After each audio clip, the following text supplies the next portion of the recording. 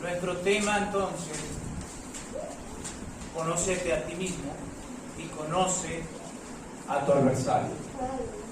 Es la segunda parte de este tema. Cuando llegamos aquí a Marcos capítulo 14,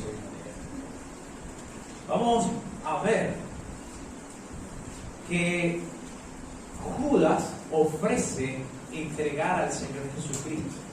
En el mismo capítulo 14 es la institución de la cena del Señor. Pero en una antesala ante el acontecimiento de lo que es la cena del Señor, van a suceder varias cosas. Y el Señor Jesús entonces, que va a participar a sus discípulos, se va a reunir con ellos. Y en el momento de intimidad, algo triste va a comenzar a pasar.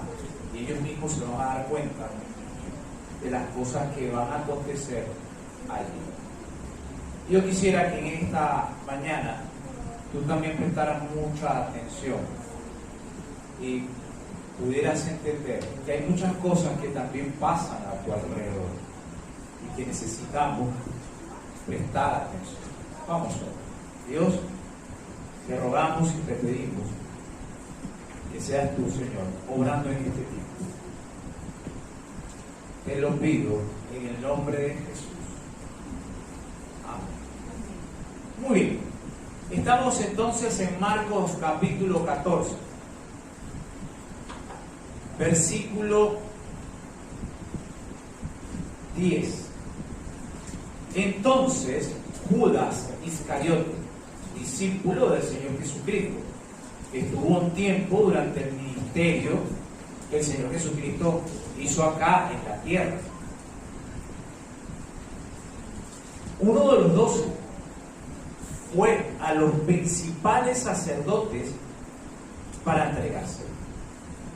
Aquellos 12 hombres que anduvieron con el Señor Jesucristo, esos 12 hombres que vieron milagros, que vieron alimentar a multitudes, hacer milagros, resucitar muertos, uno de ellos entonces duda. Uno de ellos resulta ser que no era de ellos, y era Judas Iscariote. Pensemos algo. ¿Quién soy en Cristo? ¿Cómo estoy en Cristo? ¿Qué hago en Cristo? ¿Le doy el valor a Cristo que Él se merece en mi vida?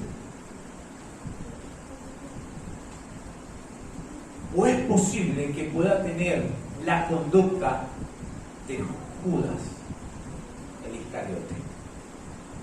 Seguimos nuestra lectura. Ellos, al oírlo, se alegraron y prometieron darle dinero, y Judas buscaba oportunidad para entregarlo. ¿Quiénes ellos? Así que estos hombres, quien odiaban al Señor Jesucristo, porque en su momento, en su tiempo de hacer ministerio, solamente Jesús hablaba acerca del reino de los cielos y hablaba acerca del amor. Así que la conducta de Cristo fue intachable, y era intachable en sus tiempos de ministerio. Y por supuesto, estos sacerdotes, estos fariseos, les molestaba mucho cómo era la actitud del Señor Jesús. Y ellos le tenían envidia y querían entregarlo. Así que ellos estaban esperando una ocasión precisa para prenderle, tomarlo, entregarlo a los romanos para darle muerte. Pero ¿qué era lo que veían ellos? ¿Qué era lo que hacía que despertaran ellos tanta furia hacia el Señor? Claro, y era una vida íntegra, una vida intachable, donde las personas, cuando las personas veían a Cristo, querían acercarse a Él, querían conversar con Él, querían escucharle a Él. ¿Por qué? Porque Él era totalmente distinto. Así que los líderes religiosos de esa época odiaron a Jesucristo. ¿Por qué? Porque Jesucristo era totalmente distinto a los demás líderes religiosos. Porque todo lo que el Señor Jesús decía era cierto, era verdad. Y muchos líderes religiosos eran religiosos. Y es por eso que nosotros debemos tener mucho cuidado en ser religiosos. Tú no amas a una religión. Tú amas a Cristo. Y tú debes amar a Cristo. Judas era un religioso. Y Judas no amaba a Cristo. Había odio en su corazón. La actitud de Judas era totalmente distinta. Y yo quisiera entonces ver qué pasa o qué pasó en la mente de Judas. El domingo pasado hablábamos sobre la mente y el corazón, de lo importante que es conocernos nosotros mismos. Entonces recuerda que en tu mente se depositan pensamientos y que en tu mente está arraigada la carne, y en la carne está la naturaleza pecaminosa. Así que entre naturaleza pecaminosa y mente, hablando de un ser, de un individuo, de un ser humano, que entiende que si su mente está llena de maldad, sus emociones, sus acciones, sus hábitos van a tener resultados. Y eso fue lo que exactamente pasó en la mente de Judas el Iscariote. Sus pensamientos estaban centrados en entregar a Jesús. Sus emociones se contaminaron por sus malos pensamientos, y así que entonces entre pensamientos, emociones producen acciones, y las acciones de Judas no iban a ser buenas, eran malas, porque lo acabamos de leer aquí en estos textos bíblicos. Y esas acciones crearon un hábito. Así que constantemente, tal vez cuando Judas escuchaba hablar de Cristo, cuando Judas caminaba con el Señor, seguramente había envidia en su corazón. Seguramente él repudiaba al Señor. Él lo odiaba allí en secreto, porque si lo amaría, no lo habría entregado. Entonces había un hábito en Judas de odiar al Señor. Recuérdate que Judas era el tesorero de ellos, que Judas comía con ellos, que Judas se sentaba allí con ellos. Pero ¿qué pasó en él? Él fue entonces almacenando esos hábitos malos en su vida. ¿Y qué pasó? Bueno, el último paso que lo vemos aquí. Ellos al oírlo se alegraron y prometieron darle dinero, y Judas buscaba una oportunidad para entregarle.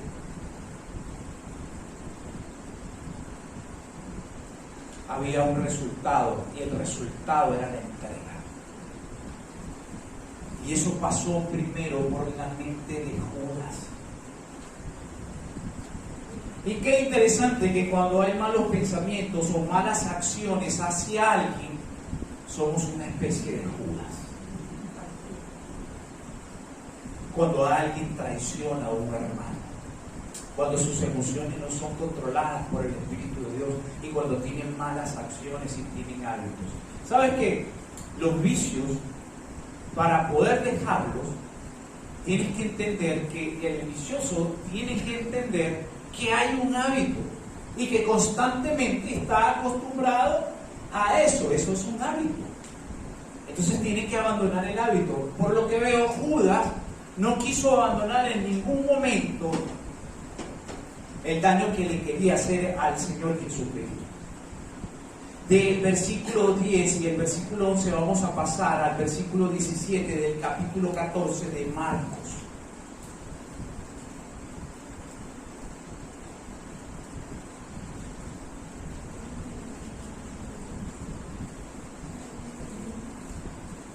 Y cuando llegó la noche, vino él con los 12. Y cuando se sentaron a la mesa mientras comían, dijo Jesús: de cierto os digo que uno de vosotros que come conmigo me va a entregar. Oye, qué triste debe haber sido para el Señor Jesucristo estar allí en el momento de la comida, de sentarse a la mesa con aquellas 12 personas que Él le había entregado su tiempo, que Él le había entregado su amor, que Él le había entregado su sinceridad y el respeto, y que en medio de uno de ellos había un malvado que lo quería matar y lo quería entregar. Como lo veamos, vamos a ver una aplicación práctica aquí. Y sabes, mente y corazón. Imagínate separarte de tu mente y de tu corazón y ponerte en el medio como que si fuera una balanza. Y que tú puedas exteriormente mirar hacia tu mente y mirar hacia tu corazón. Y que tú como persona digas, bueno, ¿qué hay en mi mente? ¿Qué hay en mi corazón? Y yo creo que ese es un ejercicio que todos nosotros deberíamos de hacer constantemente. Porque eso es examinarnos y permitir que Dios pueda examinar nuestro interior. Porque Judas estaba muy confiado en él. Judas estaba muy confiado en que entregándolo, él iba a morir. Yo no sé qué pasaría por la mente y el corazón de Judas, pensando que si Cristo moría, a lo mejor todo iba a pasar y que nada de lo que él había dicho iba a ser verdad. Mira hasta dónde era la intriga, la envidia, el odio y el rencor que había en él. Pero si el Señor no le mostró nunca nada de eso. La mente, el corazón, el cuerpo, el espíritu, el alma, las emociones de nuestro Señor estaban muy concentradas en hacer la voluntad del Padre.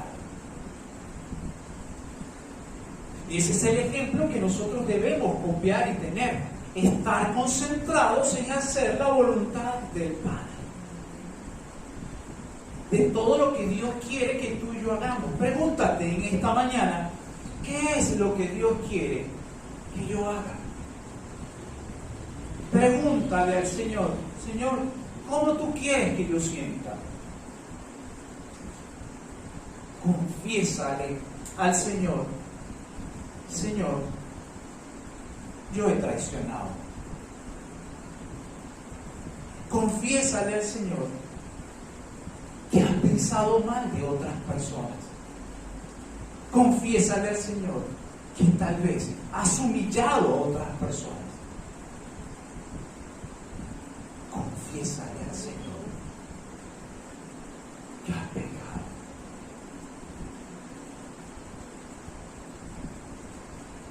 Y qué interesante, porque cuando el Señor se sienta con ellos, yo me imagino, a mí me hubiese gustado ver la cara de Judas. Cuando Dios dijo, el Señor dijo, uno de los que está conmigo me va a traicionar. Y que la contraparte, que era Judas, diga, se metió en mi cabeza, se metió en mi mente. ¿Cómo sabe él que soy el que lo va a traicionar? ¿Cómo sabe él que alguno de nosotros lo va a traicionar? Ahora dígame, ¿la Biblia se contradice? No. En este preciso momento, Dios está metido en tu mente y metido en tu corazón, examinando tu vida, entendiendo esta verdad. Debemos nosotros comprender y dejar que el Señor penetre hasta lo más profundo de nosotros, para que Él mismo nos pueda mostrar a nosotros dónde está el pecado, dónde estoy estancado, por qué mi vida no progresa, por qué me siento estático, cuáles son las cosas, dile, cuáles son, Dios, aquellas áreas de mi vida que a ti no te gustan.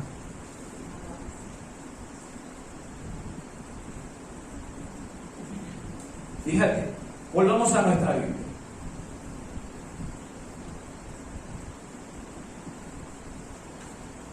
Versículo 19. Entonces ellos comenzaron a entristecerse y a decirle, uno por uno. ¿Seré yo? Y el otro, ¿seré yo?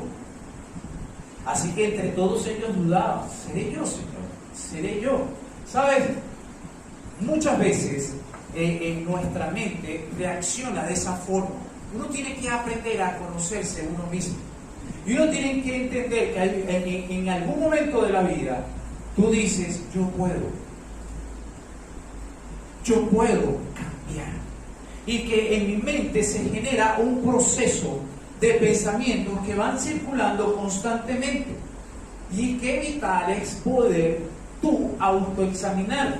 Pero aún más allá de autoexaminarte, es decir, voy a tomar mi Biblia, voy a leer la Biblia y le voy a pedir a Dios que examine mi vida, que penetre mi mente y penetre mi corazón, porque yo puedo pensar, sentir y hacer. Así que si tú piensas, yo pienso, entonces cuando yo voy a la Escritura, tengo que entender que si estoy pensando, cuando leo la Biblia, estoy pensando en lo que Dios me está comunicando. Y cuando pienso lo que Dios me está comunicando, entre la mente y el corazón hay una comunicación y va a mi corazón y se convierte en una emoción y puedo decir, siento lo que Dios me está hablando, siento que Dios me ama, siento que hay un Dios que está interesado en mi vida, así que siento que hay un resultado y puedo hacer algo o puede hacer algo Dios en mi vida. ¿Ves? Y entonces es un ciclo entre la palabra de Dios, entre tu mente y lo que vas aprendiendo, y ella a su vez, cuando la Biblia la entendemos, la aplicamos y la sentimos, ella a su vez va botando de ese ciclo las cosas malas que pueden estar almacenadas en nuestra mente y nuestro corazón. ¿Por qué? Porque la misma palabra de Dios junto con el Espíritu Santo expulsa todo lo malo que habite en mi mente y todos aquellos malos pensamientos que están allí. Y Judas, por supuesto, no tuvo ese ciclo en su vida. Judas solamente almacenó en su mente y en su corazón odio, rencor y amargura. Así que qué lástima y qué tristeza que estuvo con 11 compañeros y un Señor que seguramente aprendió mucho, pero jamás se conoció a él mismo ni conoció a su adversario. Vamos a seguir la lectura. Versículo 20.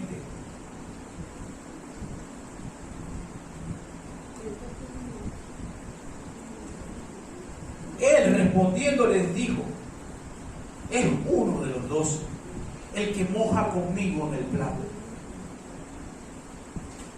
A la verdad, el Hijo del Hombre va según está escrito de él. Mas hay de aquel hombre por quien el Hijo del Hombre es entregado. Bueno le fuera a ese hombre no haber nacido. Le digo, qué posición la de este hombre, ¿no? Fíjate que el mismo Señor Jesucristo dice, bueno le sería a ese hombre no haber nacido. Entonces fíjate lo que la Escritura nos está mostrando. La Escritura nos está mostrando que un hombre malo nunca va a obtener nada bueno. Que una mente contaminada, llena de odio y llena de rencor, lo que va a generar siempre es una amargura y va a desatar un odio a su alrededor. Eso es lo que hacen los problemas que no se solucionan.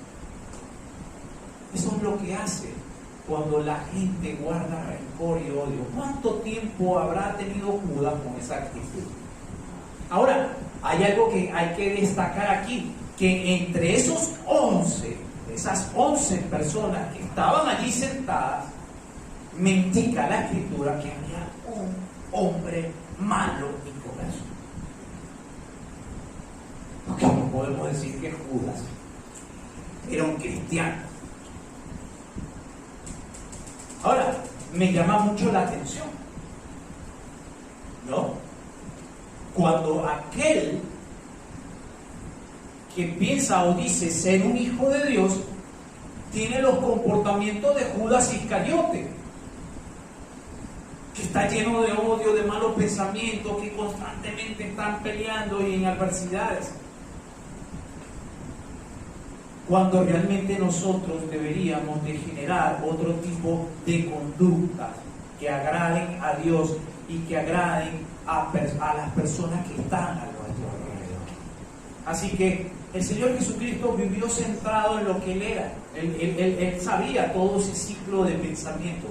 Él entendía que por qué Él estaba cumpliendo una función ministerial en la tierra donde el mismo Padre había creado y había creado a la humanidad. Así que Él, despojándose de sí mismo, vino a ser un hombre y a sentir como hombre. Y los hombres, la humanidad, ¿cómo le recibió? Le recibió con la muerte.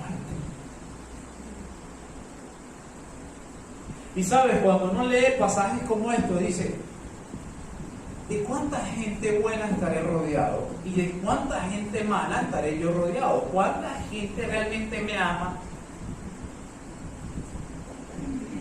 ¿Y cuánta gente realmente me odia?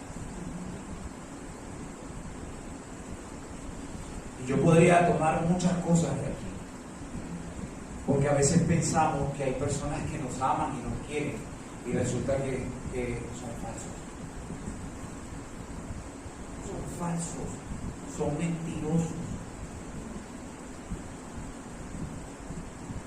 Una cosa tal vez podría está ese tipo de mentiroso que te dice una mentira: mira, sí, yo vine ayer, pero resulta que no vine.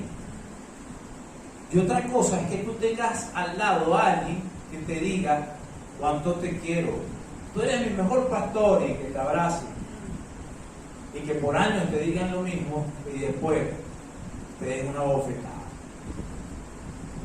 Y así no solamente con el pastor, sino ustedes, con sus amigos, con sus conocidos. ¿Te has preguntado? Ya yo lo hice la pregunta: ¿cuántos son tus verdaderos amigos? ¿Cuántos amigos verdaderos tienes? ¿Ves? ¿Sabes? Ya Dios había decidido que había proyectos, que había un proyecto de vida, y que entre el proyecto era, bueno, salvar a la humanidad, y que para salvar a la humanidad había que morir. Y ya entre ese proyecto, que vamos a decir que es un plan, había un Judas Iscariote que era el que lo iba a entregar. Sí había ya un plan establecido y un proyecto establecido.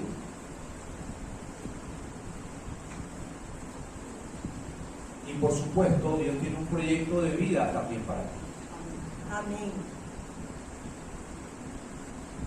A Judas no le tardó mucho descubrir su propio proyecto. Y el propio proyecto de Judas era entregar a Cristo.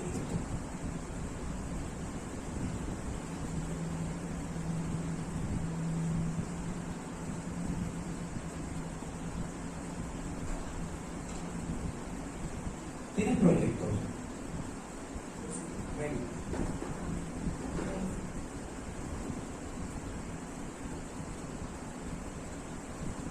Cuando tú has trazado un proyecto de vida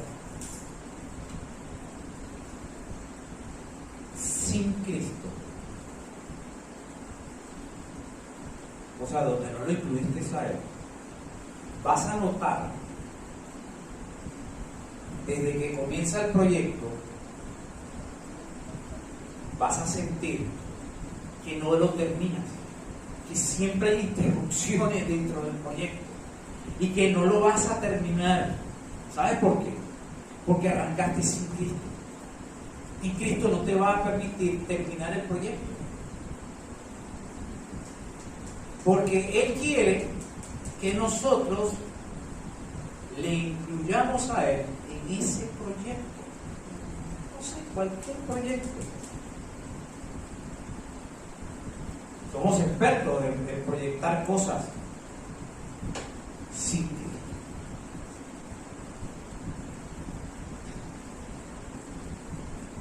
y lo vas a notar porque constantemente dentro del proyecto hay pruebas. Y pruebas, y no avanza.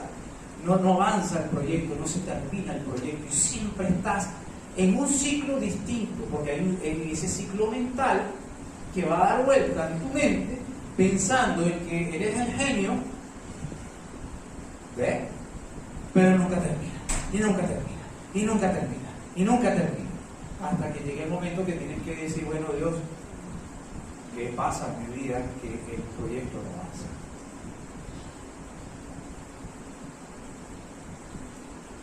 Las cosas que tenemos que entender es que tenemos que terminar lo que empezamos. Ya estás metido allí. Fíjate, el Señor es muy claro cuando descubre, ya el Señor al estar sentado a la mesa ya había descubierto quién era el traidor. ¿Y qué pudo haber dicho Cristo? Ya descubrí quién era el traidor. No voy a terminar en lo que había pasado, el proyecto que se había comenzado, ¿no? Ya él sabía quién lo iba a entregar y todo lo que iba a suceder, pero fue hasta el final. Lo que comenzó, lo terminó. El Señor Jesús, cuando nació y fue creciendo y fue haciendo ministerio, ya él sabía a qué edad iba a morir y todo lo que iba a pasar con él. Terminó su proyecto.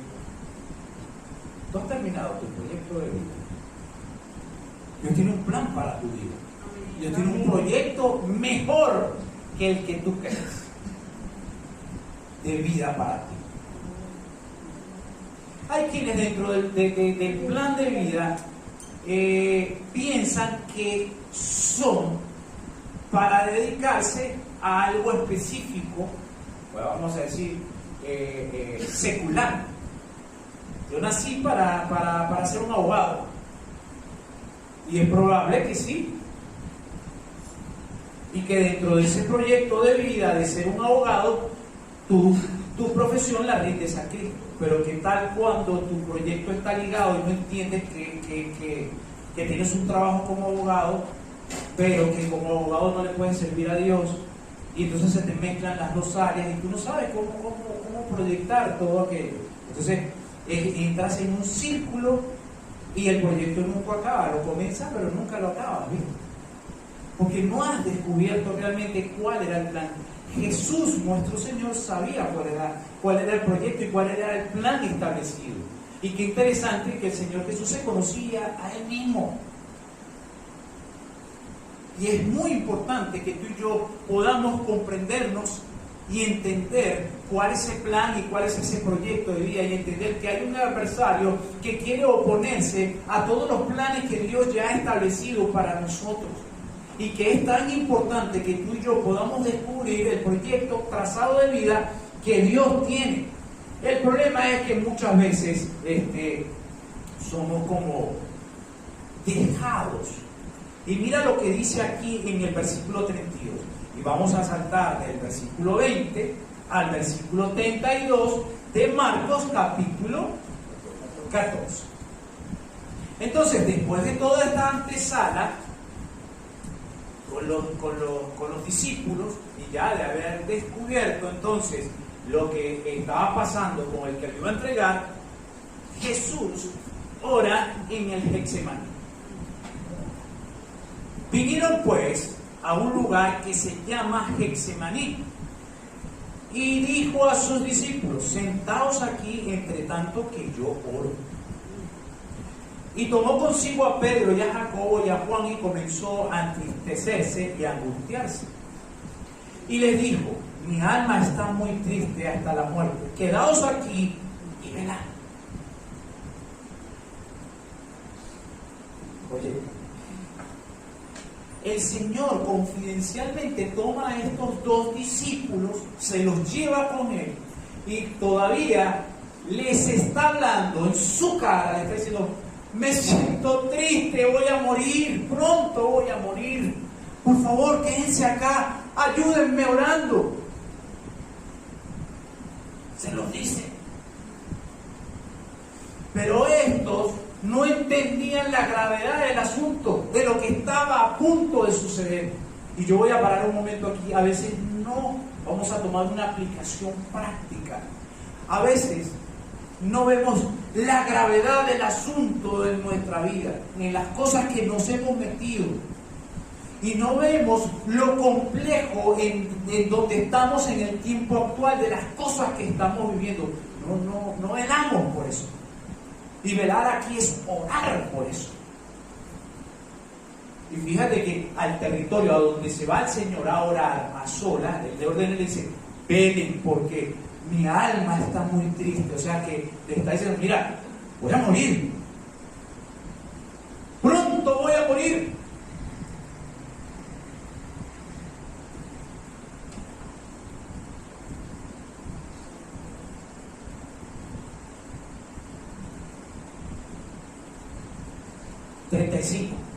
Yéndose un poco adelante, se postró en tierra y oró que si fuese posible pasase de él aquella hora. Vamos a leer otra vez el 34. Y le dijo, mi alma está muy triste hasta la muerte.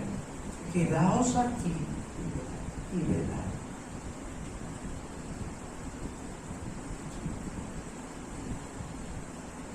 La oración. Siempre cuando tú lees los evangelios y cuando ves la relación del Señor Jesucristo con sus discípulos, tú vas a ver en todo momento que el Señor les dice a ellos, oren, oren. ¿Te acuerdas de esa oportunidad donde se acercan los discípulos y hay una multitud, 5,000 personas, y llegan y dicen, oye Señor, mira, hay mucha gente. ¿Cómo vamos a darle de comer a todos ellos? Señor Jesús, muy confiado. ¿Qué hay por allí para comer? Lo que tenemos son unos pececitos y pan. Bueno, tráiganme esos pececitos y el pan. Vamos a orar. Que Dios lo va a multiplicar. Ese es nuestro Señor. Amén. En acción. ¿Ves? Él dice, ay, ¿cómo le vamos a dar a alimentar a toda esta gente? Mira, toma. Agarra la cartera ahí, saca plata y ven para el automercado. Pero vente rápido porque nos van a linchar. No, él no dijo eso. Con mucha calma. Trae lo que hay. Que Dios lo va a multiplicar. Lo que tú tengas en tu casa, llévalo al Señor. Ora para que Él te lo multiplique. Amén. Y a veces pensamos que no tenemos nada y tenemos muchísimo. Solamente con el hecho de entender que tengo un Dios grande es suficiente porque tengo todo. El problema es los discípulos. Los discípulos habían visto los milagros que Jesús había hecho, pero todavía en su corazón dudaban. Y ese es el problema. Aquellos discípulos dudaban. Y a muchos de estos nuevos discípulos seguimos dudando de las provisiones de Dios. Porque es que no comprendemos la mente de Dios. No comprendemos que hay un Dios que tiene el control absoluto de todas las cosas que componen la vida del ser humano y aún más allá del Hijo de Dios. ¿Cómo ves tú a tu Dios? A un Dios pobre, a un Dios triste, a un Dios que no tiene suficiente amor.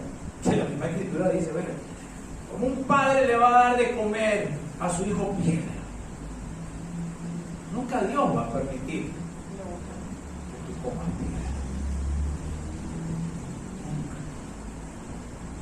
Dios siempre te va a dar la salida.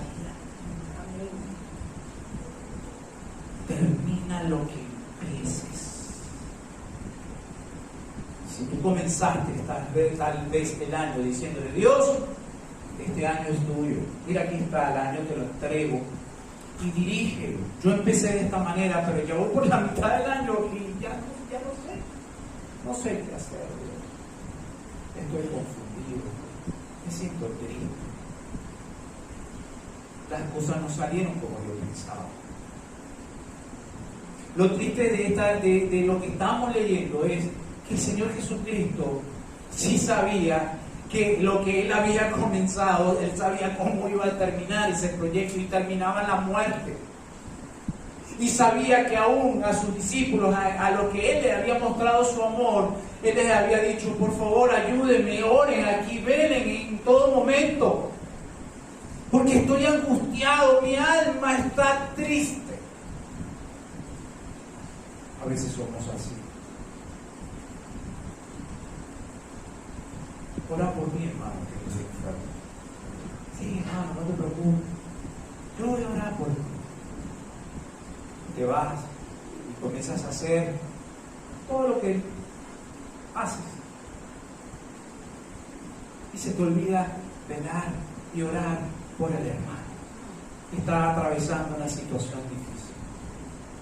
¿Dónde estaban los sentimientos de esos apóstoles que no doblaron sus rodillas y hicieron caso al Señor? ¿Dónde están nuestros sentimientos realmente centrados? ¿Qué es lo que realmente ha conquistado nuestro corazón?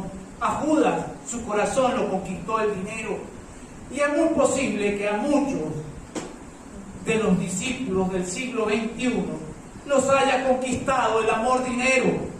Y que por el amor al dinero y por el Dios dinero, yo dejo a Dios siempre de un lado.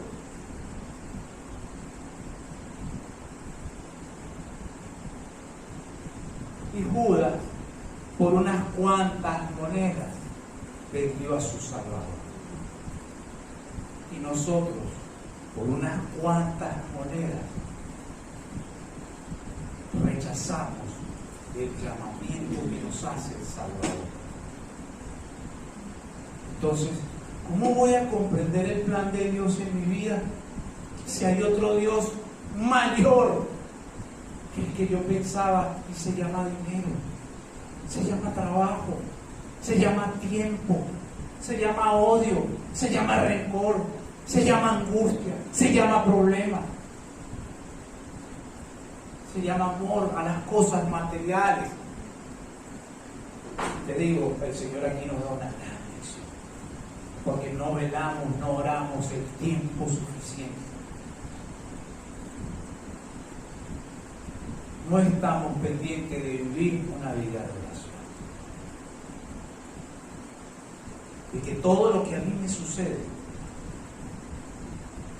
y le suceda a usted, se lo lleve a Cristo. Que constantemente se almacenaran en mi mente y en el corazón esos buenos sentimientos hacia el Salvador, que por supuesto no tuvo duda.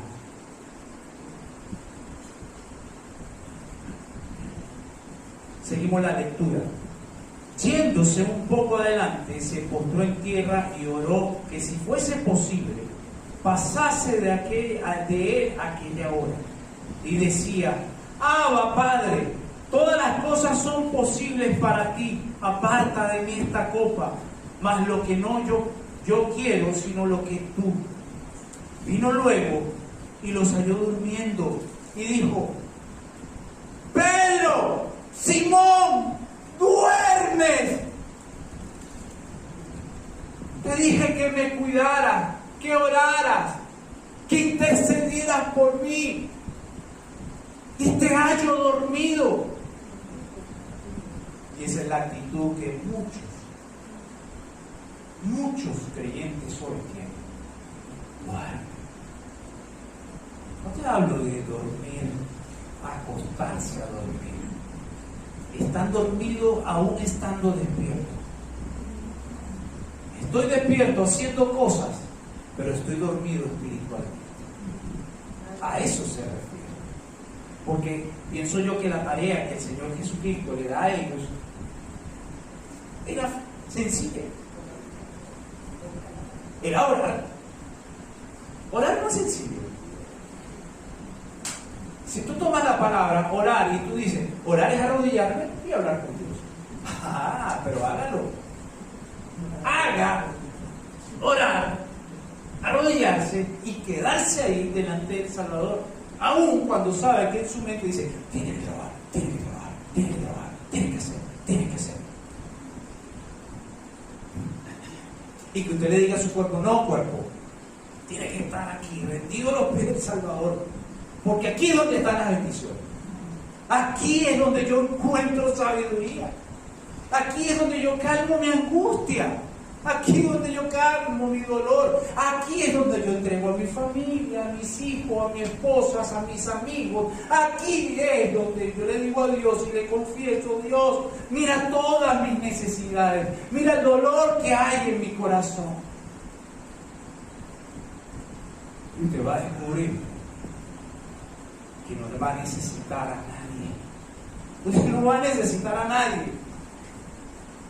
Porque usted tiene un Dios grande. Un Dios grande y maravilloso. Y que usted habla con Dios en todo momento. Así que no tiene que ir a ningún psiquiatra. ¿Me entiende? Y que usted no tiene que recurrir a ningún banco a pedir ningún crédito. Porque usted sabe que tiene un Dios grande.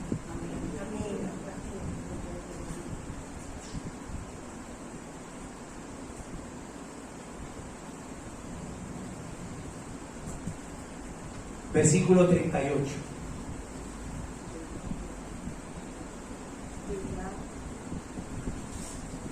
Velad y orad, para que no entréis en tentación. El espíritu, la verdad, está dispuesto, pero la carne es débil. ¿Ves? Lo que le dice el Señor a ellos. Así que se requiere de mucha fuerza de voluntad ir a las rodillas. Se requiere de mucha fuerza de voluntad ir a comunicarle a Dios todo lo que hay en su mente y en su corazón. ¿Y sabe por qué se requiere mucha voluntad? Porque en el espacio, vamos a decir, transparente, que no veo, hay una gran batalla a nuestro alrededor que se está librando para que usted no pueda hacer la voluntad de Dios. Hay muchas cosas que impiden que tú y yo hagamos la voluntad del Salvador. Y no son cosas de la carne, son cosas del Espíritu. Y por eso muchas veces usted no lo siente ni lo ve. Porque todo es en toda la parte espiritual. Y estamos acostumbrados a estar solamente en carne, pero no a entender de que también somos espíritu y entender de que hay una verdad y que esa verdad la transmite Jesucristo y que para yo comprender de vivir una vida espiritual y de poder vivir la verdad tengo que entender lo que me comunica el Salvador. Si yo no entiendo lo que me comunica el Salvador, entonces no puedo comprender el proyecto de vida que Dios tiene para mí, porque no me conozco a mí mismo, ni conozco a mi adversario. Y así como él entonces le dice, en el versículo 39, otra vez fue y oró diciendo las mismas palabras. Otra vez se lo repite. Ahora dígame usted, ¿cuántas veces tal vez usted no me habrá escuchado a mí decir en un tiempo de anuncio, hermano, le invito a venir a orar el sábado a las 10 de la mañana? ¿Ah? El Señor se lo repitió muchas veces a sus discípulos. Y Él lo va a repetir tal vez a través de mí y a través de otra persona que sea guiada por Dios. Decir, venga a orar.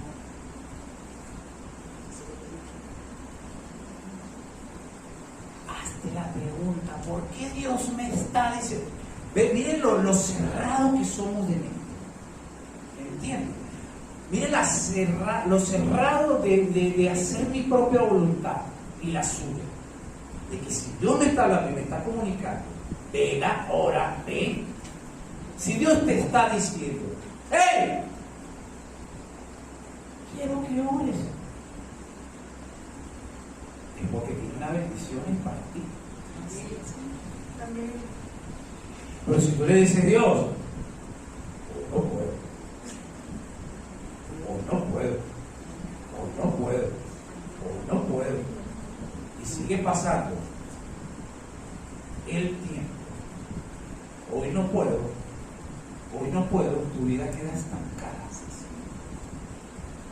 Es cierto, es una verdad, la vida se estanca. Por más que tú creas que estás avanzando, se estanca.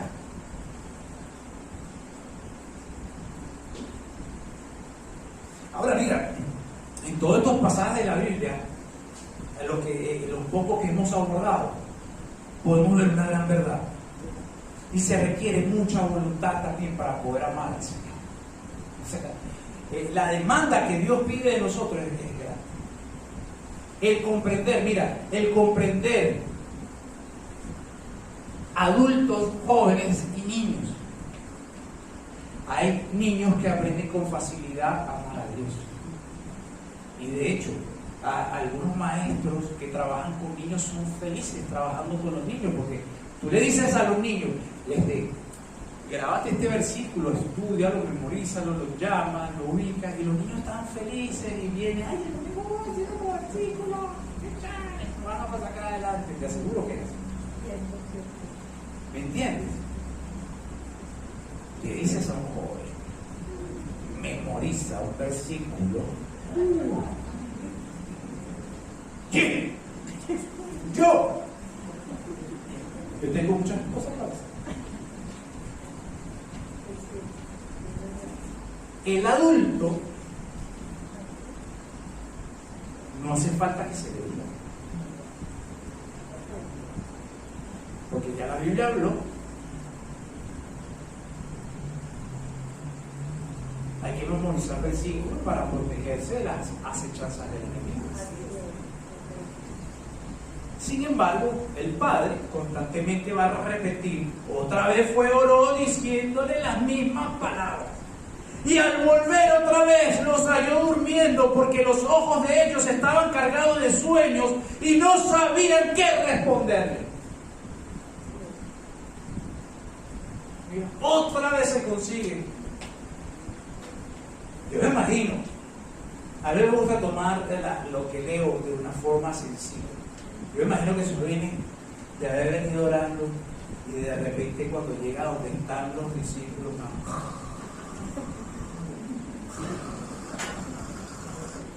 roncando. Yo no sé cómo yo hubiese reaccionado, yo le digo algo. De verdad. Oye, porque estoy pidiéndote ayuda, vale, apóyame en oración. Necesito que ores por mí. Y me consigo con ellos durmiendo, roncando allí. ¿Qué te parece? Qué buenos amigos ustedes. ¿Ah? Tremendos discípulos me gasto yo. Yo le voy a decir algo de pastor a congregación. A veces me siento así. Iglesia, por favor. Y a veces hasta lo regaño. Y me paro aquí, hablo fuerte. Otra vez trato de ser en vez de ser un perro grandanero, trato de hablar de. Ya no hallo de verdad cómo decirlo. Trato de ser chistoso, trato de ser amable, a veces pongo carácter, a veces algunos de ustedes me dirán, ese pastor todo el tiempo está repitiendo que hay que venir a orar el día sábado a las 10 de la mañana. ¿Hasta cuándo me lo va a repetir? Ya estoy cansado que siempre me diga lo mismo. ¿Será que él ora?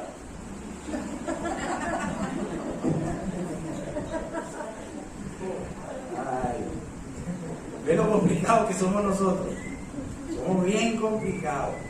En serio. Entonces vemos aquí, yo me imagino que el Señor dice, vino otra vez, versículo 41. Vino la tercera vez y les dijo: dormid ya y descansad. Basta, la hora ha venido. He aquí el Hijo del Hombre es entregado en manos de los pecadores. Levantaos, vamos de aquí, se acerca el que me entrega.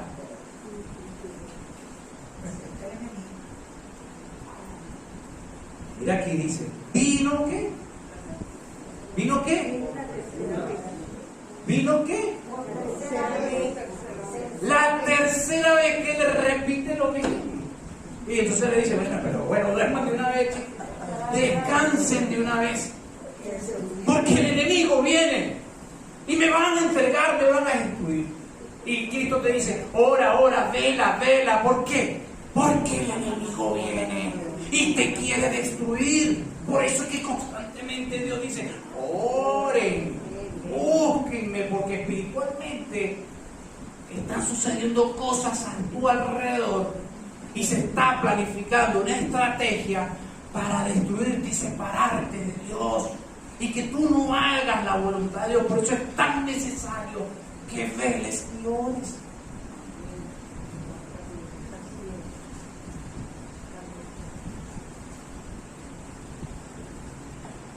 Pero pastor, no me lo diga así. Me duele como me lo dice. Ese pastor está bravo. A mí me lo han dicho. A ver, lo que pasa es que ustedes cuando se paran el púlpito predica bravo. Yo no predico bravo. Yo quisiera que tú te pararas tras de ese púlpito y te dejaras guiar por Dios, para que tú vieras y después me dices a mí si estabas bravo o yo estaba bravo. Porque todo el que pasa por aquí sabe lo que yo le estoy diciendo. Uno tiene que comunicar la verdad. Y bueno, a veces hablo de forma exhortativa. Y cuando usted lee la Biblia, usted va a ver aquellos personajes que le hablan de una forma y otros personajes que le hablan de otra. Entonces, así es la iglesia. Va a conseguir algunos pastores que siempre van a tener el mismo tono de voz, ¿verdad? Buenos días, bienvenidos a la iglesia. Bueno, yo no critico su estilo, ¿me entiendes? Hay otros que te van a hablar fuerte, ¿me entiendes? Depende del don que tenga cada persona. Pero bueno, eso no es el tema. El tema es, ya terminando, en el versículo 40 del capítulo 14 de Marcos, qué triste es que al volver otra vez los halló durmiendo. Hermanos, si el Señor viniera en este momento, ¿cómo te hallaría? ¿Ah? Despierto, orando, atento. Eso es lo que tenemos que comprender. Y que podamos irnos hoy con estos pasajes en nuestros corazones, con estos pasajes, que podamos entender que Cristo nos ama. Y estoy seguro que Judas, quien entregó a Cristo, nunca dejó de amar a Judas. Judas fue el que dejó de amar a su Señor, a su Salvador. Hermano, no dejes de amar a Dios con profundidad y con respeto. Respetemos al Señor y respetemos su palabra y levantemos en alto la palabra de verdad. Amén. Amén. Levante su Biblia y póngala en alto. Levantemos en alto la palabra de verdad. Amén. Amén. Vamos a orar.